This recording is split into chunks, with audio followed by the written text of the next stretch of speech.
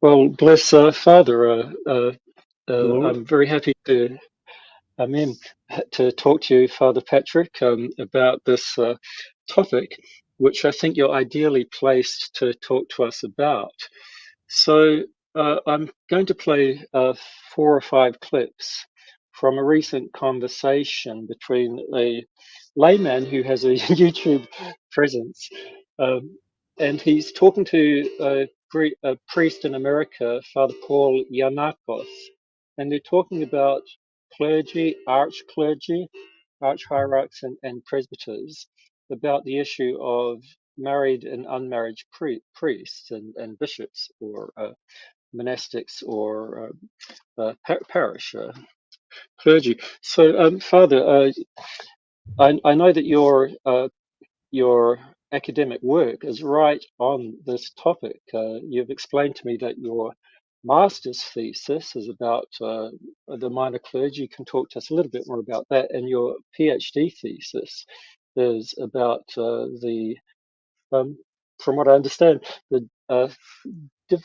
divine aspects of, uh, well, Well, I uh, called it deifying relations. So, aha, yeah, right. Shall I talk to right, both of those at the moment now?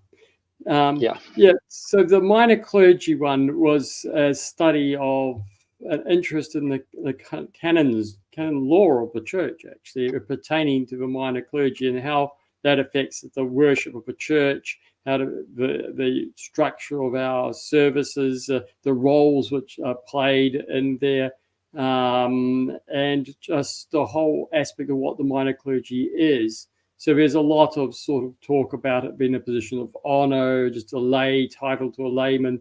But I went through the canons to show no, it's a clerical order. It's the beginning of the priesthood, as you see in the prayers. The reader is actually a clergyman. He is a member of a priesthood at the very lowest level. He can be deposed from his position and just return to a lay status. So he's no longer a layman. He is a cleric.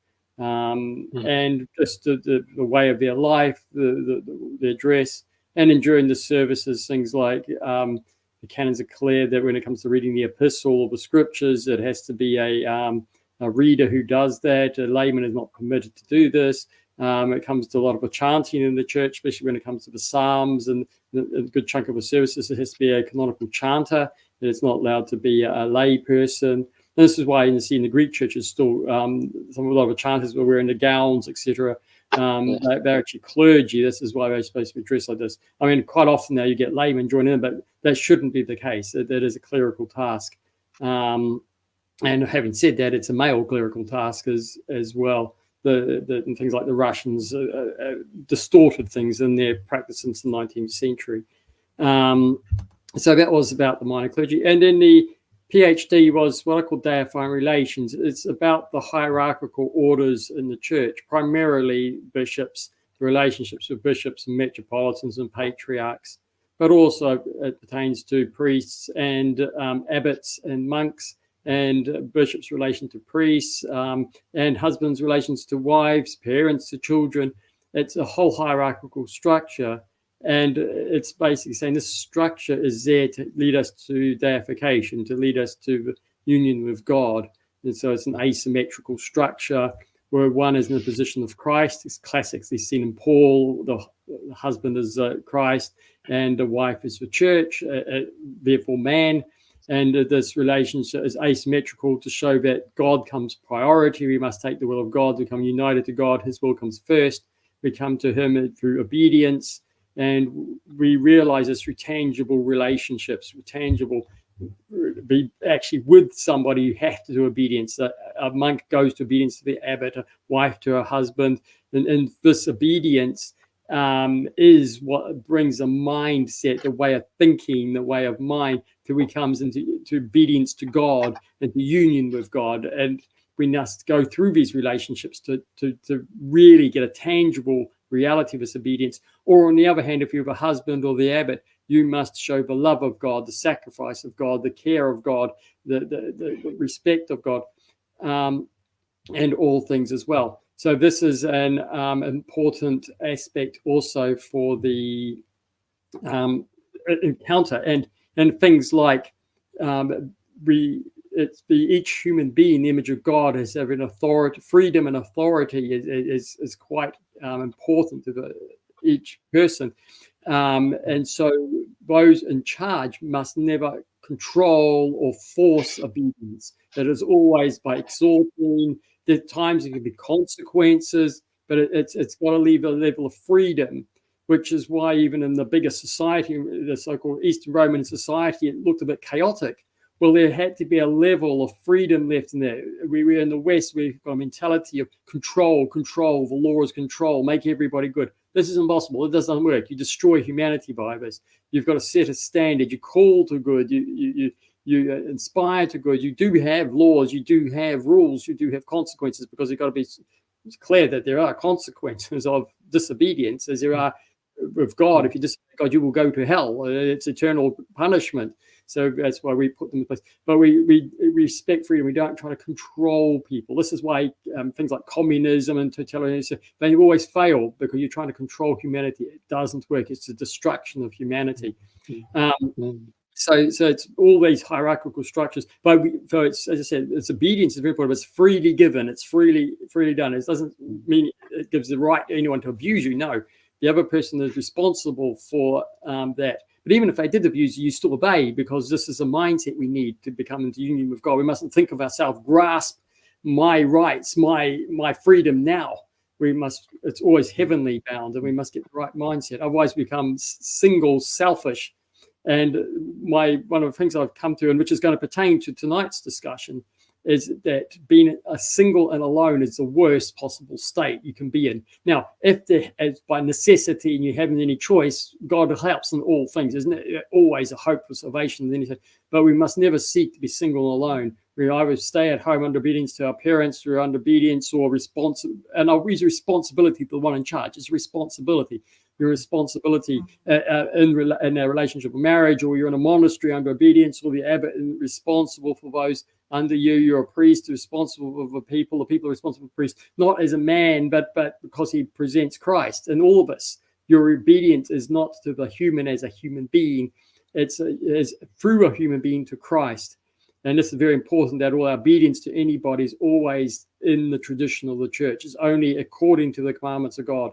And our obedience, and we have obedience to the state and everything, but only so far as the state teaches or orders according to the gospel of God. Now, you always default to assuming that it's the case. Otherwise you get self-willed, and that becomes a problem. But you always it's to obey. It's to enable you to obey Christ. So we must put His commandments first. His will comes first.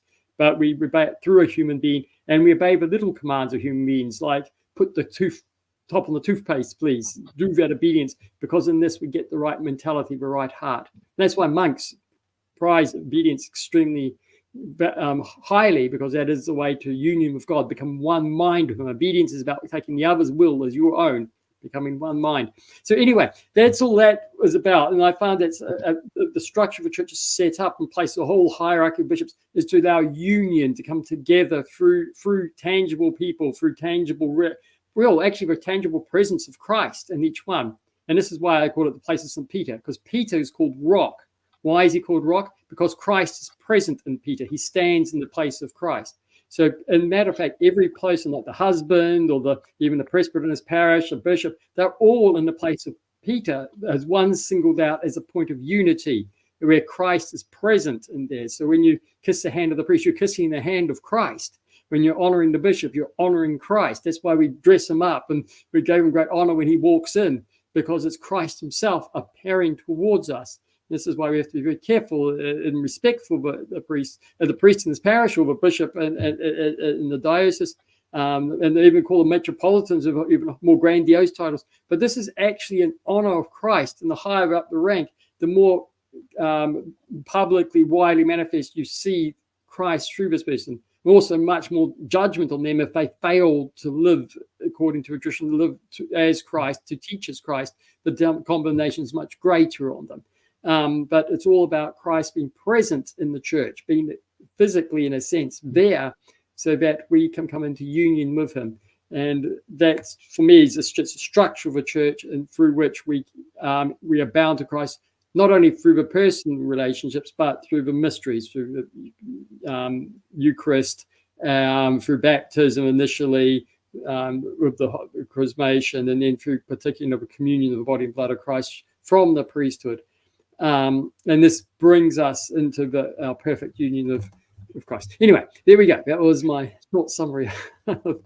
Yes, thank you, Father. So you've set up the context for the clip that we're about to hear very beautifully with those touchstones of obedience and freedom and responsibility and the deifying nature of relationships within all of us in the church in our lives. So I'll play the first clip between Joseph Stiambra, the host, and Father Paul Giannakos, his guest, and we'll hear Father Paul just touch a little bit about tradition historically, and you might be able to talk to us with some more supplementary details about what Father Paul brings up. So I'll just play that clip now, and we'll let it go. We should just kind of remember a little bit of history, and not just church history, but history, which is that the Orthodox Church from the very beginning has always had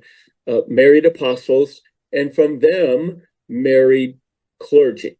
A married presbyterate would be a more theologically accurate way to describe that.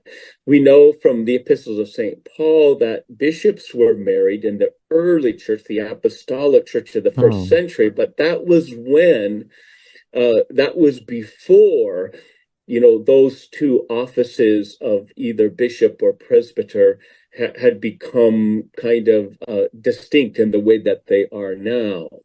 And there were married bishops even in the Orthodox Church up until the beginning of the 4th century. And there was a reason that the church chose to have not so much celibate bishops, but monastic bishops would be a more proper way to say this. However, from day one, the Orthodox Church has had a married priesthood. And I said in that little quote that this is one of the greatest treasures of our church. Historically as well, in the West, we should be reminded that even in the Roman Church, there was a married priesthood up until the 10th century, beginning of the 11th century.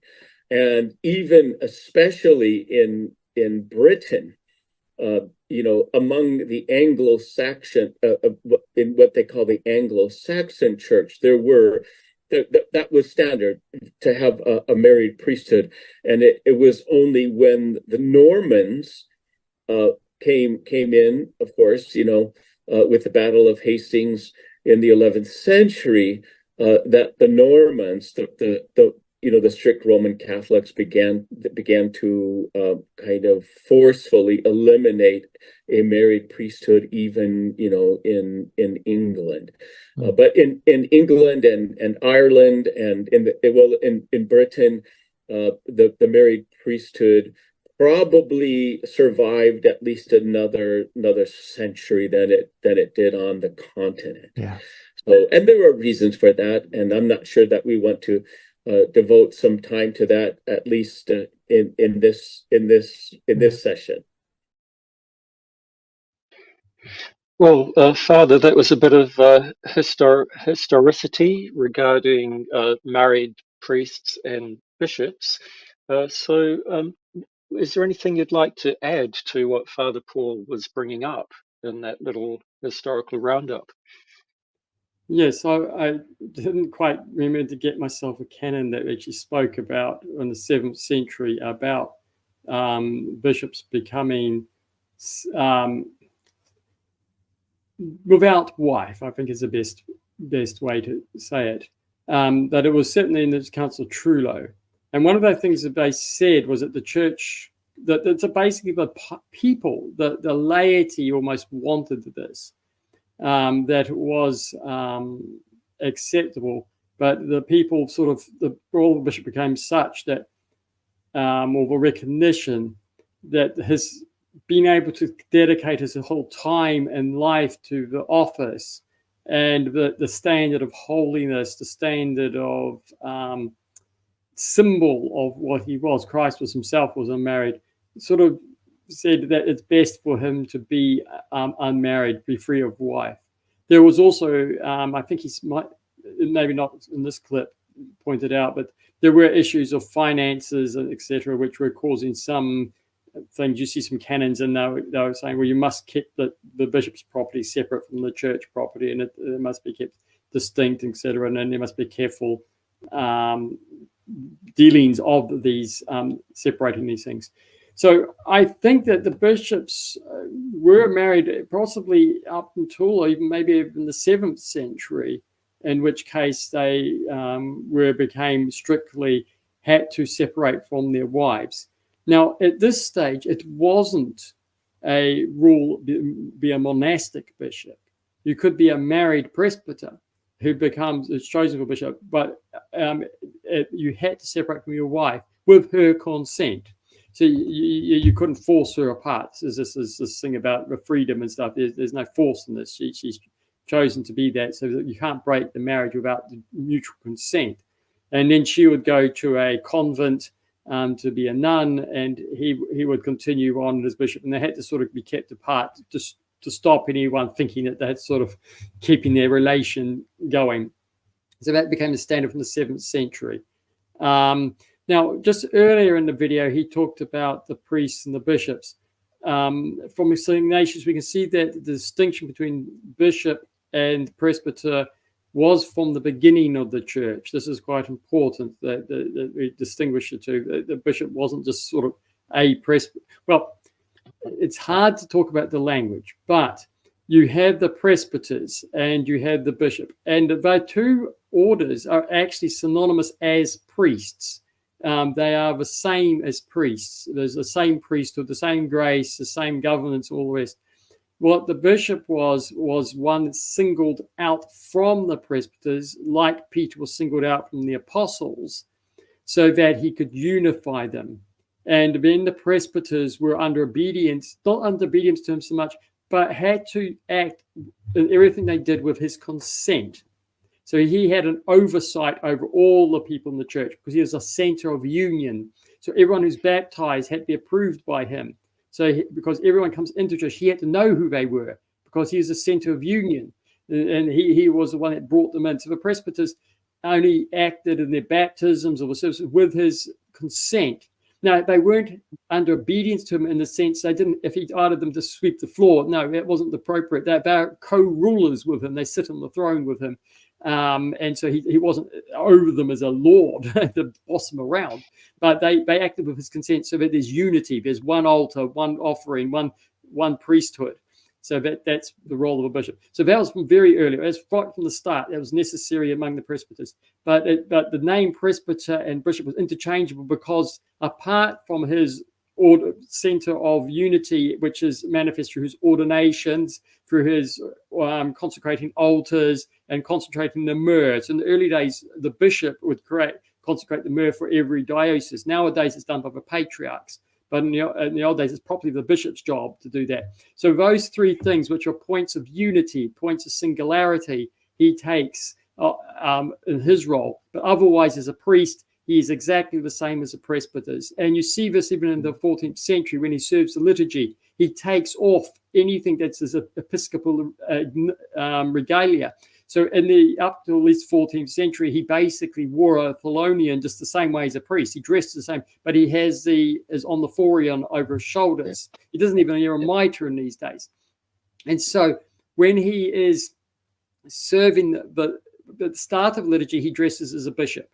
But after the epistles read, he takes off his episcopal insignia and he serves the rest of it as a priest among priests. He is the first of priests, but he do that to show that we're all priests of the same rank in the sense. They're all one priesthood, all priests together. He is not a priest of the priests or something like this. He is one among them. So he stands there. And the only time he puts on his episcopal things are when he does an ordination. So when he ordains a deacon, when he ordains a presbyter, he puts it on because he does it as a bishop. He doesn't do it as a presbyter. He does it as a role as a bishop. And then when he takes communion, he puts it on because he communes first as the bishop, as the first singled out from the presbyters. So there's a great, just to reinforce that piece of history there. So yes, and in the West, it's actually a little earlier. It's from about the 5th century. You start seeing married priests, but giving up their relationships with a wife. Now, in the East, this is true also. So what this means is that if I'm going to serve a liturgy on Sunday morning, I do not have conjugal relations with my wife on Saturday night. So I fast from both food and conjugal relations with my wife definitely the morning before and the night before. So priests were already restraining from their wives, but when the priests were starting to serve every day, obviously you basically stopped having any relationship with wife who's serving every day. But obviously most priests were just serving once a week and otherwise have normal relations. In the West, they took this piety a little bit too far, and they said anyone from actually subdeacon up, anyone who was in the rank who couldn't get married, also couldn't continue in married relations. So that's another thing. So that does belong to the clergy from the subdeacons upwards as this rule. So that came in about the 5th century. The East criticized this becoming sort of common practice in the 7th at Trullo. They said, well, if you're going to do that, get rid of your wives altogether. Don't play this game of being married and stuff. Very practical. If you're married, have normal relations. Don't try to pretend. Yes, we stop the relations when we're serving, of course. So when we talk about serving the liturgy, we're not Vespers or Matins, but for serving the liturgy, we don't have the congregal relations. And if you're on a what we call a metropolitan, a cathedral service, and you've got on the route, you have the ephemerida, as they say, for each day priest, then yes, for that week you would have no congregal relations. And obviously, in Orthodox piety, as you get older, you try to step back from these things to move away from the flesh to more spiritual things. But otherwise, the priests are saying, keep the normal relations. You can have children, etc., which is continued in the East. But in the West, quite early on, they were starting to go towards a celibate priesthood even. But the East did do this for the bishop. This piety was sort of accepted in the East also for bishop, and they thought, no, he's best to be kept single there. So I think from what I remember of that video is the points I have, that sort of little wee fillers rather than anything there, but we'll... Yes. Yeah, thank you, Father. That's a lot more historical detail to supplement what Father Paul Yanakos was presenting there. We'll listen to the second clip, which is again 3.5 minutes long, more or less. He kind of builds on what he was saying in the topic that you're introducing as well, regarding married or unmarried. So I'll let that go now, and we'll have a listen. Father, I'm curious. Why? Because I that was one of the other things I noticed in becoming Orthodox is that today the bishops are celibate monastics. Well, no, right. Why was that decision made that the parish priests could be married and then the bishops are all celibate monastics? Why? So, what happened, and it was a gradual process, but what happens is that the bishops become servants of the state. They take on the same responsibilities and the same honor even as a state magistrate. And because the bishops were holding basically so much property, this is what you find in both the East and the West, that there was this problem, of passing on, the bishopric, to your children, and it still exists, in a number of different ways. It changed even after celibacy to nephews, so that's where we, of course, get this idea.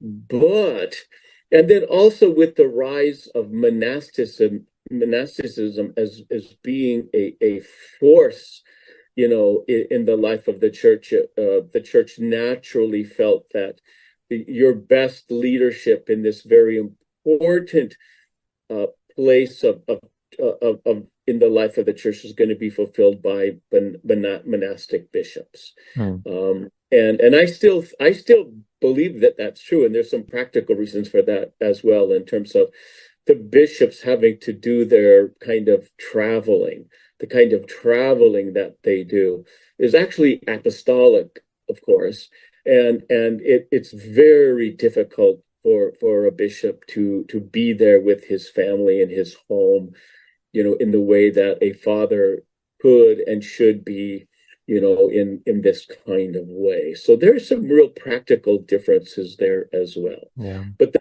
Orthodox Church never lost its married priesthood, and still today, the tradition is for married priests to be in parishes and for monastic clergy to be in monasteries. Exactly. And there are healthy reasons for that, and there are exceptions to that, of course. Yeah. There are good monastic clergy who have been assigned as parish priests. There's no doubt that that's the case. And in rare cases, I've seen where a married priest, usually a widow, is assigned as a confessor, for example, to a women's monastery. That has happened in Greece before, and I'm sure it's happened, and I'm sure that it's happened elsewhere. But that's more or less the precedent. So, Father, I think Father Paul Yanakos, he's talking to some of the points that you've already raised, and it's unusual. I think he's kind of bringing in the monasticism versus the parish life thing, and I'm not sure if that's actually quite enough information. But anyway, in that little talk that he just gave then, was there anything else that came to your mind that you wanted to add to some of that perspective that he brought up? Yes, well, some reinforcing things. I would say it now. I think he might touch back on it in another clip. But one thing I think I want to reinforce, which is a common, I think, issue in the church about monasticism, is that monasticism has been part of the church life from the apostles. Paul himself went into the desert. He was essentially a monk. So monastics have always been part of a church life. There seems to be a common idea that monasticism grew out of the stop of martyrdom, but that's not correct. Monasticism is a way of life that is gendered by the gospel and a hope of a gospel. And so it's always been part of the church from the apostolic times. But what happened in the 3rd century, early 4th century, is that monasticism was essentially something that monks lived on the edge of the villages, so just outside the villages. And a lot of the nuns just lived as virgins at home. And so they were liturgically part of local parishes or the local cathedral. And so you see in the early church that there's a monk stand here, a nun stand here, etc. They were part of this, which in a sense was a more complete sense of the orders of the way of life in each local parish church. But from the 3rd century of Anthony, you see a movement of the monks further out from here, so that they move out into their groups into the desert and set up their own liturgical centers. Then you get Procomius with the sort of Cenobitic monasteries, the monks all living together, and they have their own liturgical, sort of cut off from the rest of the society, other than pilgrims coming out to them. So this was established because of a peace enabled this. This was impossible to make big monastery cities much before then. But it's not that the monastery started then as something to do with there couldn't be a martyr. No, there's quite distinct things. Monasticism was always part of the life of the church and always valued as such. So I just wanted to make that point. Now, going back to the parish and the monastery, I think makes a very good point here. And I'd have to reinforce this. Now, from the perspective of my PhD angle on the matter, you look at Paul and he says a man who's become a bishop/presbyter is to be 30 years old and raised up his children. Now, I think this is important here is that it's not so much that a monk should be a priest, a monk priest in the monastery, because that's where monk priests belong and married priests belong in communities, and therefore you put them in there. It's more about where we are stably established in our particular way of life. So you don't seek to be a priest and then get married, as you get all these seminarians, young seminarians going to seminary and get married. This is very bad, very, very bad. What you should be is get a married man in your early 20s, raise a family, and you become stable. Family helps to stabilize you, and you get stable in a community. And when you have established yourself as stable in a community and establish yourself as a good father to your children, you know how to raise children. You understand obedience. You understand how to relationships between freedom and responsibility and care. So you've established yourself. You are stable and you're reliable, and you're showing yourself to be a good parent. Then you're in a position ready to become a presbyter. And of course, you are already married, so you become a married presbyter in the place where you are, which is a normal parish situation.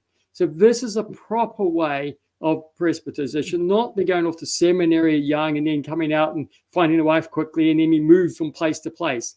Also, the other part of my thing is the relationships of a presbyter are lifelong.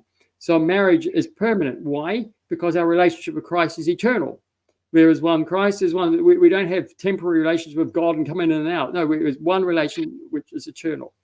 And so our marriage is eternal. A monastic, one of the important parts of monasticism, which is often forgotten, is stability. You go to a monastery and you stay at that monastery. Now, there's always exceptions to these things. We're just talking about the standard rule. Obviously, there's emergencies, there's disasters, all sorts of things happen. There's exceptions. But in principle, you go to one marriage, and you and also when we come to a parish or presbyter, you should have the same presbyter, the same spiritual father. So you have a long-term relation. This is most healthiest for spiritual growth.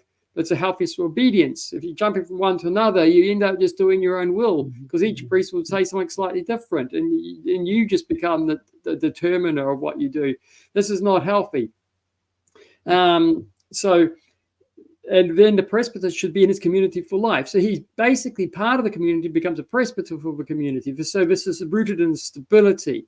And so because of the stability, of course, married presbyters will be in parishes, because that's where they establish as married people. Now, a monk, to be a priest, should first be a good monk. He needs to be stable in his monastery. He needs to be there. He needs to be under obedience. He needs to be there for a number of years. So he's stabilized. He's a good, stable monk. He's committed and stable there. He know that. And so he becomes a priest of the place where he is stable, and then serves the community, and he does so in stability. Again, it's very bad to go to a monastery to become a priest. And this is one of the reasons actually I'm not in the monastery, is I was more interested in being a priest than being a monk, and it was just messing me up. So it was better to step outside of the monastery. I wanted monastic experience, which I've got, but it wasn't the right attitude to go, and I was really moving towards the priesthood. So the reason why your monks, priests are in monasteries, because that's stabilized in their monastery, and a married man is obviously stable in his married relationship, therefore he is in a parish. So it's not like, we send them off here or there. Now, you do get obviously some monks and older monk priests who have to serve in convents or nuns. More often, actually, in Cyprus, you also get married priests, older married priests, generally older men. Will go in and do the liturgy for the nuns. It could be a widowers, but it's even some elderly, continued married priests will do this. Whoever really can get in there to to help them. So yes, that is just the things I've got there. So it's just shifting the emphasis that they're there because, as I said, the stable relationship comes prior to have a priesthood. Then you become a priest within the context of your stable relations, your stable situation. And this is very important to get this right. And basically, from personal experience, there should be very few, if any, priest monks in the parish churches. That's not their stable place to be, and it's extremely risky spiritually for them. Again, one of the reasons why monks go to monasteries is being a monk is being alone, and being alone is very difficult. And because you're very open to this depression, despair, and then sort of seeking means of sort of comfort consolation when things are going wrong. Now, if you have a very, very strong and stable inner prayer life, and that your heart is completely just wanted to be undistracted from your constant prayer to God, then being a hermit is a good thing, being alone, although monks send out hermits carefully because it's dangerous. But you need to but if they have got that genuine, constant prayer, that love for God, they just want to be of God, then that can be fulfilled in an even much fuller way, which actually allows them to become more prophetic later on. There's the great elders because of this deep, single focus love of Christ that really allows them to expand off.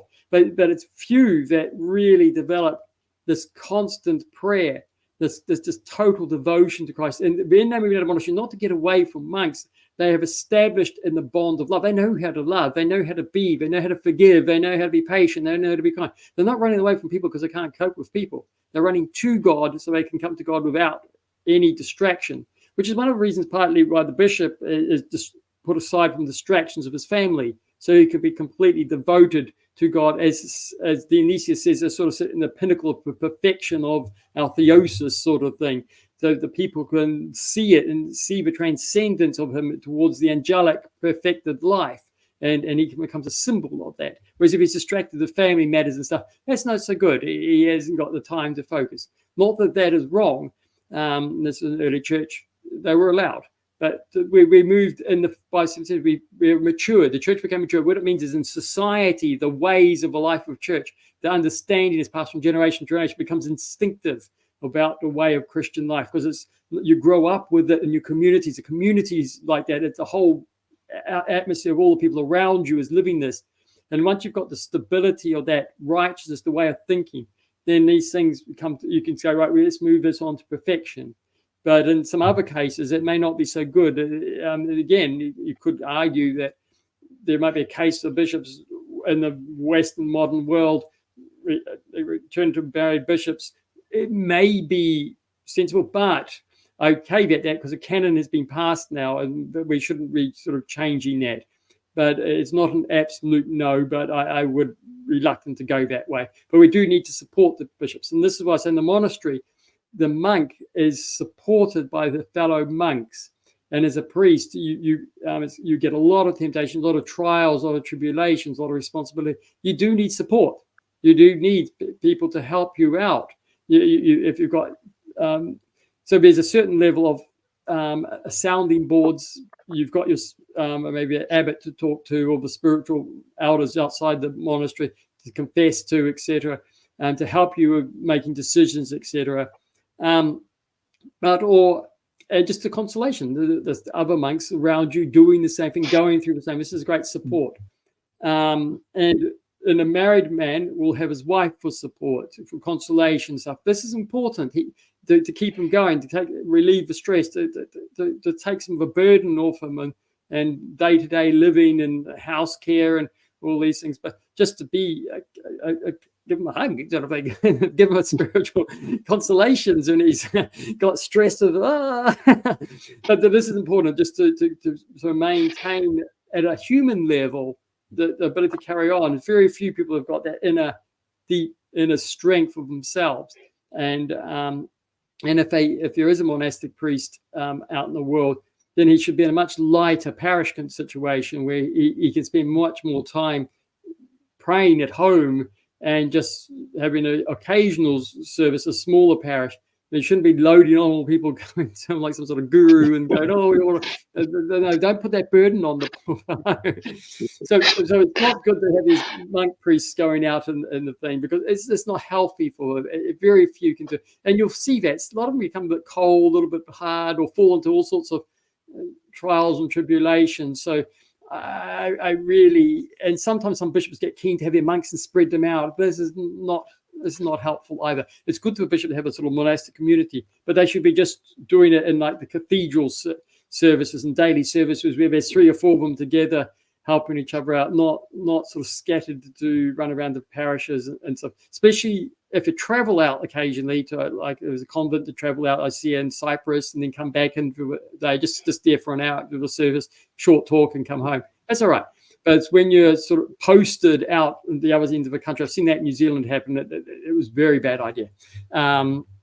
So that's from experience. So anyway, the main points I was just getting, it's about our stability of relationships, and that comes first. And we're in a natural place for our relationship. That's why you become a priest in that context, and that's the way it should be.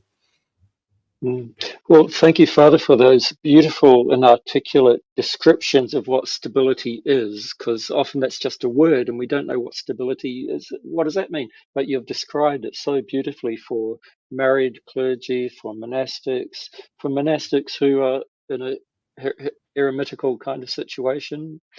So thank you so much for that very articulate description of stability. That was very, very useful. Thank you very much for that. The next clip, again, 3.5 minutes long, Father Paul and Joseph are going to talk about balance in our church practice between married priests and monastic priests. So we'll just listen to how that goes, and I'll cue that up now. Don't you think, too, Father, there's a balance because in the West you have a celibate hierarchy and a celibate priesthood. Yeah. So in Orthodoxy you have not that one is better than the other, but in Orthodoxy you have a celibate hierarchy, but you have a married priesthood. Correct. Yes. So that's kind of that. That's kind of a different dynamic. It's the best. I think it's the best of both worlds, because we remember that, monasticism is, a tradition of the church that has been in place for centuries, and we remember too historically that monasticism is a form of witness. It's a form of martyrdom. Mm-hmm. So in the early church, you had what we call red martyrdom, blood martyrdom. And then after the age of martyrdom, so-called, ended, again, at the beginning of the 4th century with, the end of the persecutions of Diocletian, which were particularly severe, you have the emergence of monasticism. And that is what we call white martyrdom, a martyrdom of the spirit. And so some people in the church are called to lead this monastic life. And even though we don't have time to get into it, there is certainly a witness that is very, very crucial, within the life of the church. And in America today, I think our orthodoxy does suffer because we don't have the strong monasticism, the monastic presence yet. We're coming along little by little, but in most Orthodox churches where you have a healthy monasticism, you do have a healthy episcopacy, and you have a healthy orthodoxy. And I've traveled a bit, and I have to say that what I'm most impressed by is the monastic presence and life in Romania. Romanian Orthodox monasticism is, in my view, the strongest and the healthiest monasticism in the Orthodox world right now. Wow. So, I mean, there are monasteries, there are women monasteries. There are two sister monasteries, for example, Varatek and Agata monasteries. They're sister monasteries. They're 5 miles apart in the beautiful Carpathian Mountains. And together, those two monasteries have 1,000 nuns, almost. Oh. Yes. Wow. And so it's other than Mount Athos, of course, it's all there. But then in Romania, all of the village churches, the parish churches, are mostly served by Romanian Orthodox priests who are married with beautiful families. And the same is true in Greece and Russia and Ukraine and, of course, Serbia, in the Middle East with, of course, that's the standard. Well, Father, I think we've already covered a lot of the things that Father Paul was bringing up there. But what do you think about that? Is there anything he said there that you want to add some more supplementary information to? I think yes, I think that we have basically covered most of that. Yes, Romania certainly does have a very large portion of monastics there compared to anywhere else. So it is interesting that the monasticism, I read some statistics about 10 years ago, and the vast majority of monastics really is in Romania. So yeah, no, it's pretty good. It's pretty healthy. There's some interesting varieties of things that are going on in monasticism in Romania, but generally it's just pretty much good standard Orthodox monasticism. It's a bit of a sidetrack. Of course, communism didn't help in Russia, and some little, it did have an effect in Romania, Serbia to a little bit of degree. But not so much there. In that, unfortunately, in Russia, because basically all the monasteries are closed, what you don't get, and obviously Abbot Ephraim of Vatopedi pointed this out, is that the monasticism there is still a little bit superficial. It's still a little bit beginner level sort of thing. There are pockets, but whereas the monasticism Mount Athos is very deep. It's what I was talking about before. This living in this constant thing, constantly for the actions for 1,000 years. It rubs off on you. But if you have a break in that and you're trying to reestablish it by the rules and the regulations, it's harder to get the instinctive way of being monks, and it's easier to get a little bit extreme one way, extreme in another way, or a little bit artificial, a little bit external from there. So about Romanians, so they have had a little bit of that. So you've got to be a little careful some stuff from Romania. So I personally think that some of the older monasteries, and obviously Mount Athos, its influence in Cyprus, and the convents which are associated with this monasteries, Amelia, or those associated with like Elder Paisius and things like that.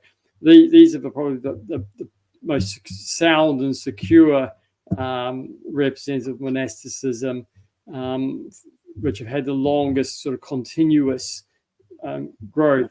But certainly it's very good in Romania. There's a strong piety there. And that so many are wishing to be monastics, that is very encouraging. And obviously, they just shown that the priests were, most parish priests, yes, are married priests, as it should be. So, yes. Now, by the way, I found that canon about things. So, it's a 7th century, obviously, 6th, but they were saying that in some regions, the bishops were still continuing with their wives. So even well before the 7th century, the custom had stopped. So as Father has said, it may goes back to 4th, 5th century. You starts dropping off, but by the 7th century, they basically closed it off permanently because it was causing offence and scandal to the people, and they were blaming priestly polity for it. So the people were sort of getting scandalized by married bishops. So this is driven from the laity.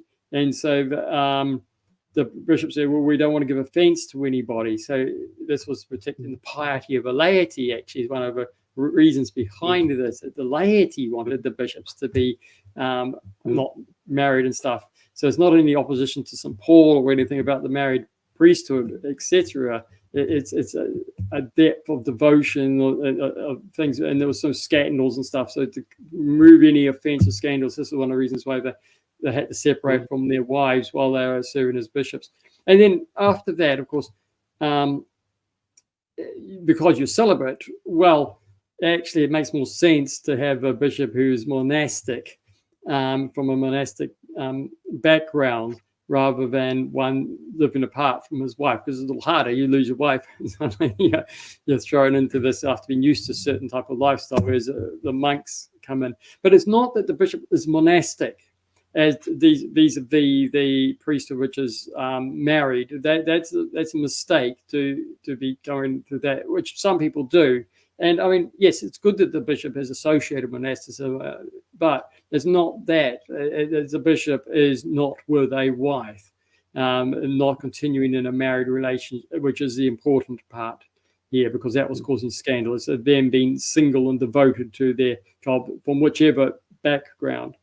But yes, I think it is healthy for a bishop to be have some monks around him, to have a sort of small monastic life with him. That's good for his grounding, his support, etc. Having that continuum. Otherwise, you can get these sort of guys who are up in ivory towers and mansions, etc., and they can go to their heads and become a little bit of tyrants. And if you are not well grounded monastics, you can come a little hard and cold, and this can make you aloof from the people, partly to protect yourself, but there is a sort of a level, because if you get too warm and friendly, you open yourself up to a lot of dangers as well. So it is a balance here, but having a monastic brotherhood around it is better. It keeps a better balance of the character and the demeanor of the bishop.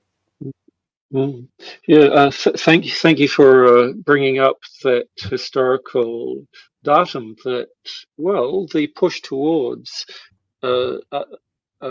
bishops that do not have wives came from the laity. There was a push from laity towards this. So that's an important ingredient historically to add to what Father Paul was talking about. So it's very interesting. Thank you, Father, for that. We'll listen to the next clip where they're going to talk about something that we've already covered already, which that you've covered in your discussion or articulation of deifying relationships. But they're going to talk about married priesthood and the sanctificatory role of marriage. And anyway, sorry, I'll just play it. Here we go. But the blessings of of a married priesthood in the life are of the church. They have to be emphasized. For example, people will ask me all the time, what does that mean for you to be with a family and then to be, the father of a parish? And I have to say, well, it means everything, because I would hope that I have a sense of what people are living and what their problems are, what their challenges are, what their sufferings are in terms of family life,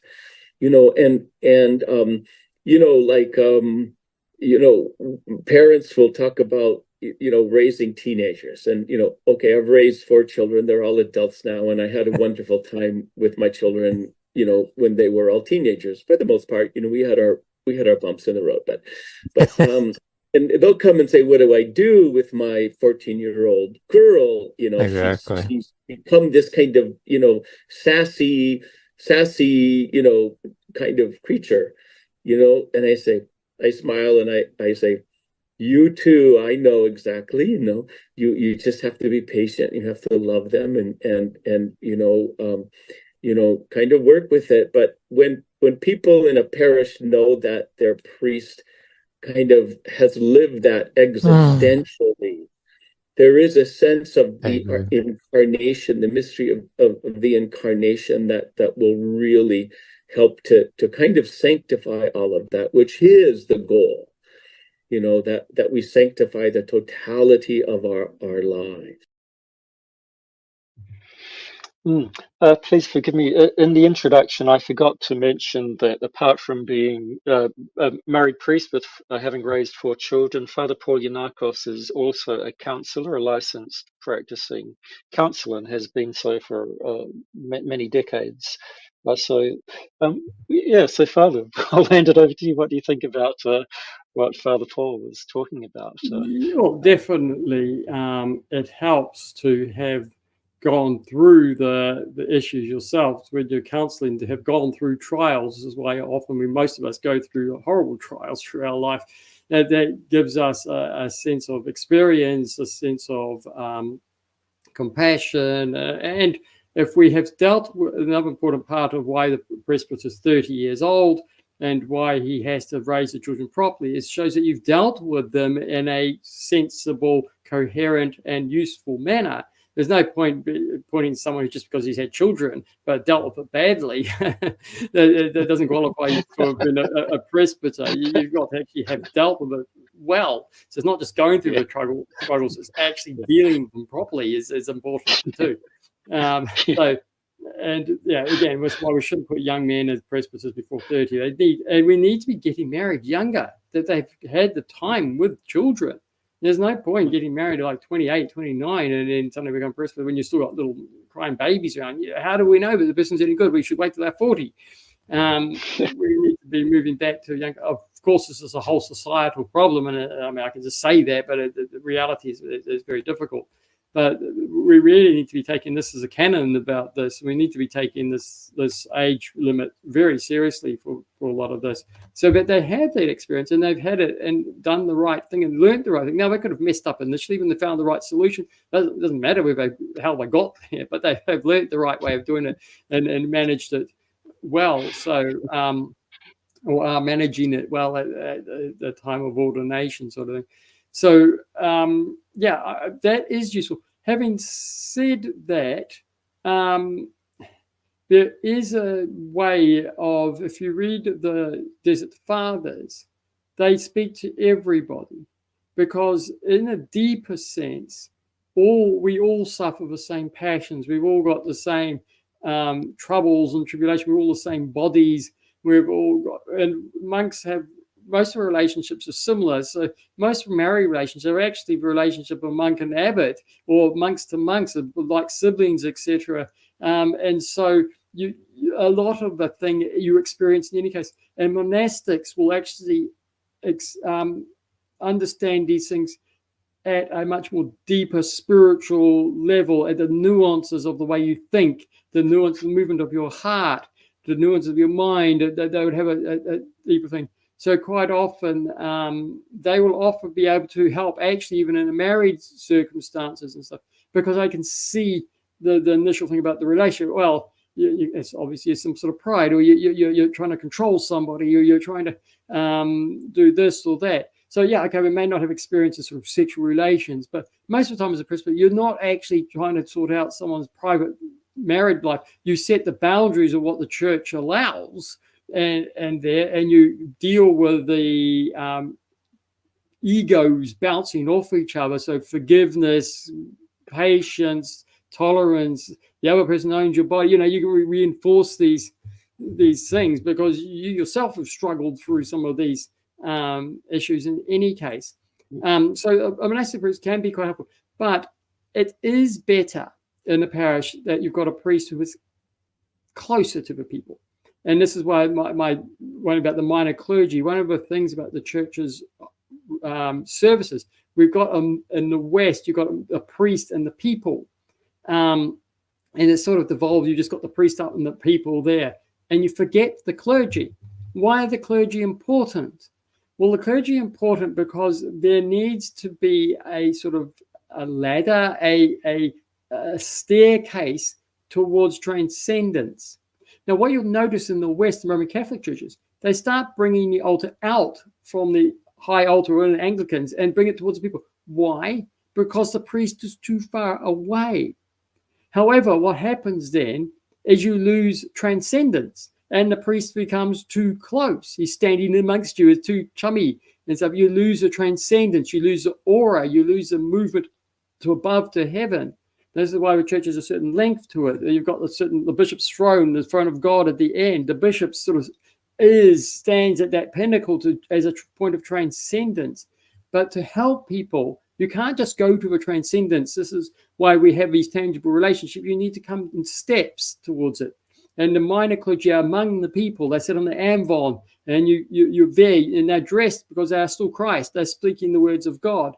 So they're not the people. They are, but they stand with the people. So you've got it close to you. But then the deacon that stands in between you and the altar. So again, you're moving away, but further up, he leads the people, but he's still with the people. Then the presbyter stands in the altar beyond, again, leading the people, but moving higher up to lift the transcendence. And we need this whole order to properly focus our minds up. And so when it comes back to the family man, rather than jumping straight to a monastic level, well, it's too much. It's much better to see a presbyter who's got family, got children and stuff. It's more tangible, it's more relatable, it's more engageable for them. It's not such a big step. And the presbyter speaking back at a level which is slightly closer to where their thinking and their minds are is a good thing. Because we don't want to be sort of talking about highfalutin theology and the depths and the workings of the mind. Now, these are useful things and they can be helpful, but if you're just talking about that all the time, the people are just like, whoa, you're just going to go over their heads. It's too much. You've got to build things lightly. So it is better, again, having the presbyter who's growing up and struggled the same struggles that they are going through in a more tangible level. So I think this is important again. So while a monastic can speak to a lot of these things, it is better to have the priest who is more tangible to the people. And then often a good priest in the parish, when if someone is growing and is going beyond himself, then he sends them off to a monastery to speak to a monastic priest or something like that, so that you can get extra advice, or people can go once in 3 to 6 months to a monastery and talk with one of the elders about a certain problem. But the elder always would say, this priest is your spiritual father. He becomes your first guide. I'm here to supplement as necessary. So this is a good way of working together, that the monastic can supplement and build on the presbyter. It was better, though, having the presbyter, the married presbyter, that the people can have a more easy and ready engagement. This is helpful to slowly ascend the ladder to unification of God and try not to leap up at one leap, which most people just gets overwhelming. Thank you, Father. You've introduced a point which probably deserves a whole conversation in itself, which is, on the one hand, we've got the counselling, the pastoral approach of secular life, parish life, and so on. And on the side of that, we've got those seasoned elders who have delved into the science of spiritual life as monastics, who have a nuanced appreciation of spiritual and divine qualities, and you've described the relationship between, say, lay people who and also married clergy that, of course, are talking to seasoned, mature, spiritually humble monastics. So the classic example, of course, is Elder Porphyrios at the Polyclinic in Athens was a famed confessor for lay people in that life. But I, instead of getting into that topic hugely now, because I think that we could go for 2 or 3 hours just on that, what I'd like to do is just play our final clip, which is extremely short, which touches on something that you've already brought up, which is the safety and health of having a support and community and not being alone. So we'll just listen to that, and then we'll come back and just see if we want to add anything more to it. So I'll play that now. In our church, we don't really have celibate priests. There are a few that float around who are celibate and not monastic. But if you're a celibate priest, you're usually, or should be, at least in my view, a monastic priest. Mm-hmm. And again, you're not living alone. Exactly. You're living in a community, and being in a community, exactly. being in a family is what creates both health and then also keeps everybody safe. So, Father, he introduced that word safety, and we were talking about it in terms of support, and I think, what do you think about that topic? Yeah, no, I look, I agree with him on that. There is a case for some celibate priests, as there were with bishops. You can't write that off. But my experience has been it's very rare with that. And someone like Elder Porphyrius, it was almost that God put him there because of his health, etc.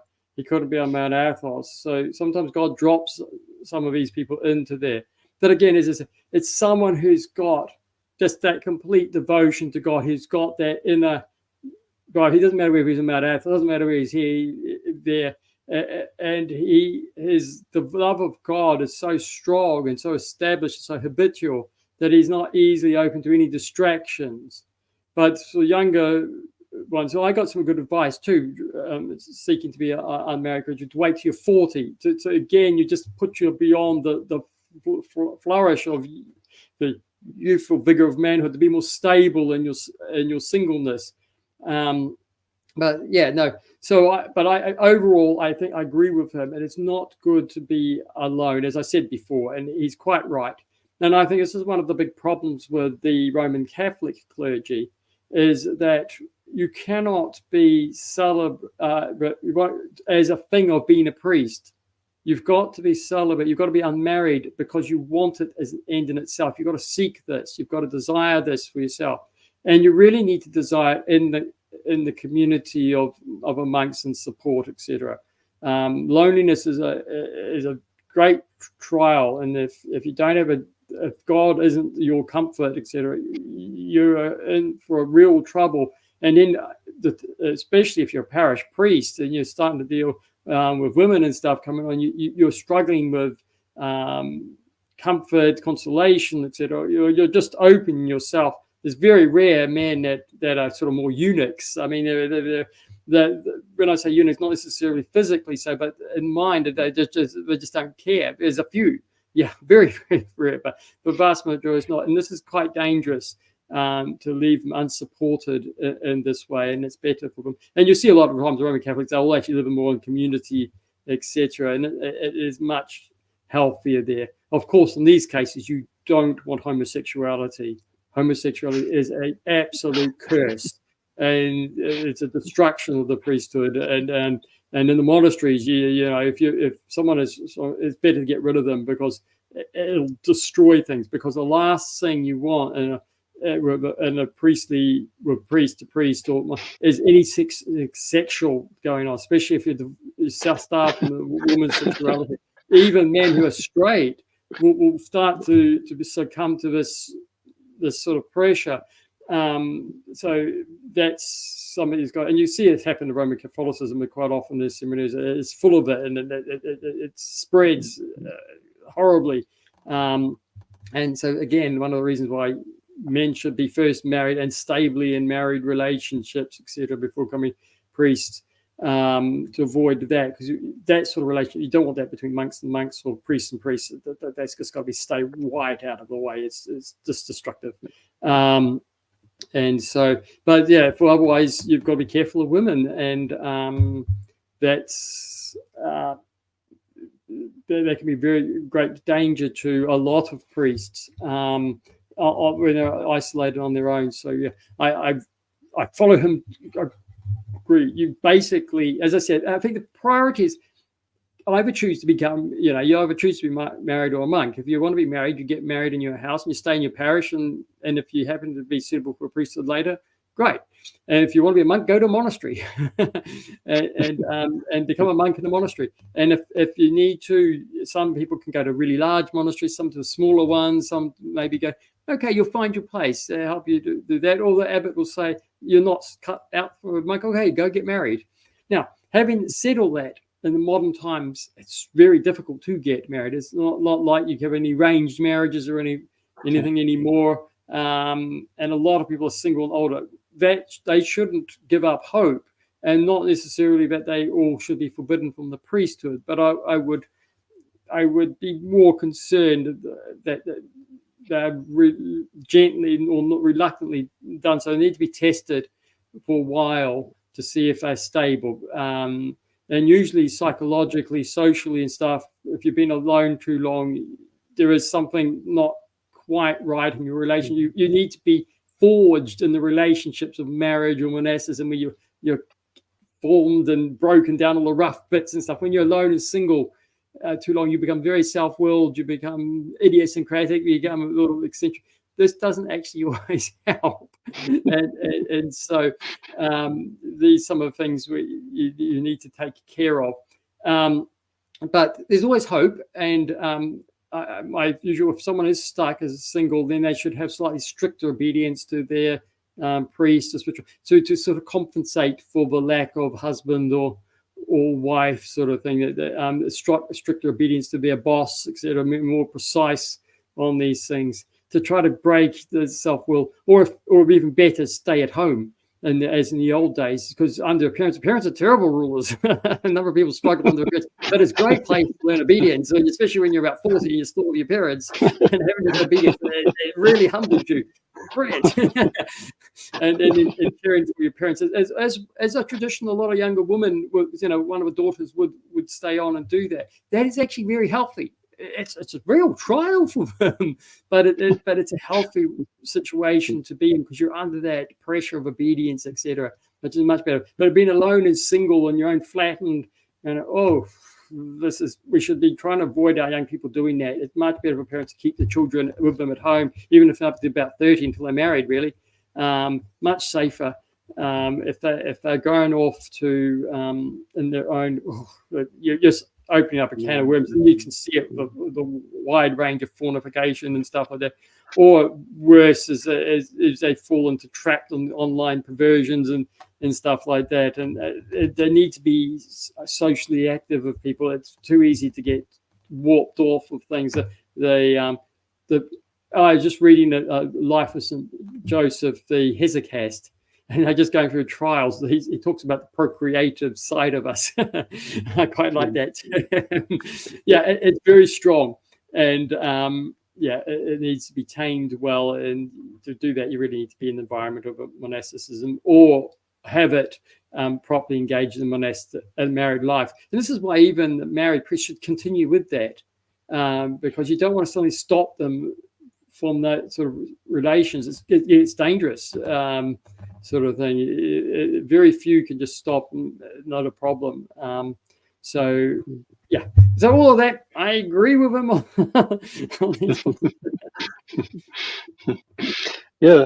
Well, thank you so much, Father. I think that we've got multiple leaping off points that we could pursue from all of that. But instead of doing that, let's bring it to the close here, so that we put the seal on what Father Paul and Joseph Stiambra have presented. But I think that one of the things, the two things that I've appreciated from what you've added is, number one, that stability for in the secular life or in the monastic life.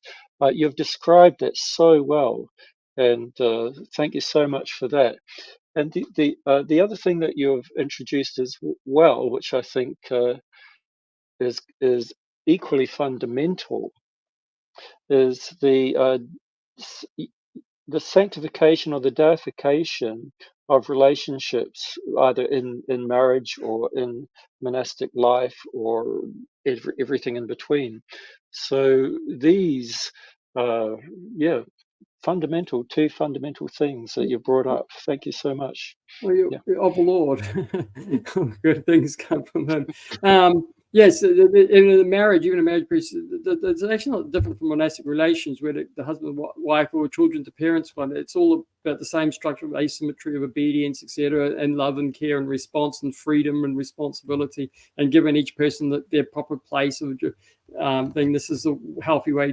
So a good marriage relationship actually shows a way to deification and sets a structure for that. So the married priest can do that. And actually, as I said, it engages the other people. They can see that in their own relationships more clearly. But again, as I said, the monastic fine tunes that and lifts it to another level.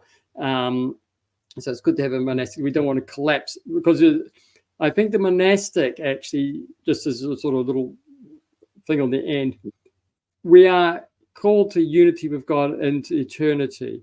And I know we love our husband and wives, but the reality is we're to live as angels, and that our married relations are only of the time of the earth. Now, when I say that, oh no, I'm going to not be with my wife. Well, as a matter of fact, our union with each other in the age to come is so deep, so profound, and so universal that it transcends any union of marital life multiple times over, and you'll love your wife much, much more deeply, much, much more closely than anything possible on earth. You're never even going to get stuck, but it just won't be an exclusive relationship with your wife. You'll be loving all people. So through your relationship with love, you'll become able to love all. But marriage is not an end in itself. So monasticism is important to keep us focused on the angelic life, the age to come. It's so important that we put our treasures in heaven, that we're focused on that age to come. So, and monasticism keeps us remembering this, because otherwise, so just a married clergy can just sort of get to social care, social work, social thought, and it becomes a sort of worldly ways of thinking, and it loses its goal, which is union with God. So that's why it's good to have monastics around. Every diocese should have its monks or a little monastery, and we should be in touch with that to remind us to going up. Even though it's much better the presbyter married and with the people there to give it a touching base, but we need to have that thing keeps moving us beyond at the same time. So yes, that was just a little bit I thought I'd throw in. Yes, on that beautiful description of the divinization or the deification of relationships and the love between ourselves here in this world, here in the world to come, so to speak. Thank you so much for that beautiful summary and that beautiful touch on Lord, that all good divine things. quality. So thank you, Father, your blessing again. Thank you so much for a beautiful conversation and great erudition. And yeah, thank you, Father. You're welcome.